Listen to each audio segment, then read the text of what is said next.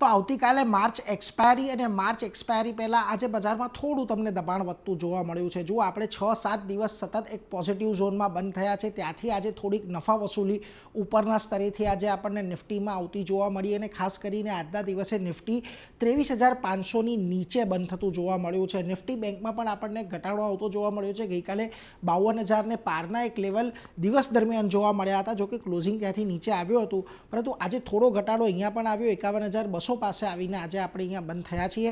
સેન્સેક્સમાં પણ એક ઘટાડો જોવા મળ્યો અને મિડ કેપ અને સ્મોલ કેપની અંદર પણ આજે એક દબાણ સાથેનો જ કારોબાર ખાસ કરીને જોવા મળ્યો છે. આજે તમામ જે સેક્ટોરલ ઇન્ડાઇસીસ હતા ત્યાં આગળ એક દબાણ સાથેનું જ કામકાજ જોવા મળ્યું છે.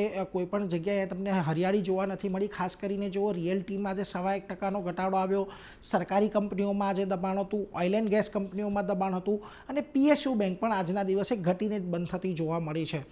સ્ટોક પર નજર કરી લઈએ તો જુઓ, આજે નિફ્ટીની અંદર તમને NTPC, Tech Mahindra, Cipla, BPCL આ બધા એવા સ્ટોક રહ્યા કે જ્યાં આગળ એક દબાણ સાથેનું કામકાજ આજના દિવસે આપણને જોવા મળ્યું છે. જોકે આજના ખરાબ બજારની અંદર પણ ટ્રેન્ટ અને ઇન્ડસઇન્ડ બેંક એવા બે કાઉન્ટર હતા કે જ્યાં સારી પોઝિટિવિટી આપણને જોવા મળી, પરંતુ ભારતીય એરટેલ, ગ્રાસિમમાં પણ એક જૂજ ખરીદદારી આજના દિવસે હતી. મિડકેપના ફ્રન્ટ પરથી આજે જ્યાં આગળ દબાણ આપણને વધતું જોવા મળ્યું એમાં જુઓ, મેક્સ હેલ્થનું કાઉન્ટર છે, ઇરેડા, બીએસસી, કોન્કોર, એટલે આમાં પણ તમને સરકારી કંપનીઓનો થોડોક દબદબો આજના દિવસે ઘટાડાની અંદર દેખાઈ રહ્યો છે. પરંતુ જ્યાં આજે તેજી આવતી જોવા મળી એમાં જો ખાસ કરીને જેએસડબલ્યુ ઇન્ફ્રા 3%ની તેજી આવી છે. AU Small Finance Bank, Ashok Leyland, Marico જેવા કાઉન્ટર રહ્યા કે જ્યાં આગળ આજે થોડા ટેકનિકલ બાઉન્સ તમને જોવા મળ્યા.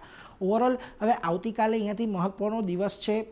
માર્ચ મહિનાની એક્સપાયરી છે. એક સારી તેજી આ મહિનાની અંદર આપણે જોઈ લીધી છે, પરંતુ હવે એક્સપાયરી કયા લેવલ પર થાય છે એ જોઈએ તો 23,400 અને 350ની રેન્જમાં એક સારો એવો સપોર્ટ છે. ઉપર 23,800નું એક લેવલ છે જે થોડું અહીંયાથી વધારે રેઝિસ્ટન્સ બની રહ્યું છે, એટલે 23,600ની આજુબાજુની એક્સપાયરી આવે એવું એ નિષ્ણાંતો ખાસ કરીને માની રહ્યા છે.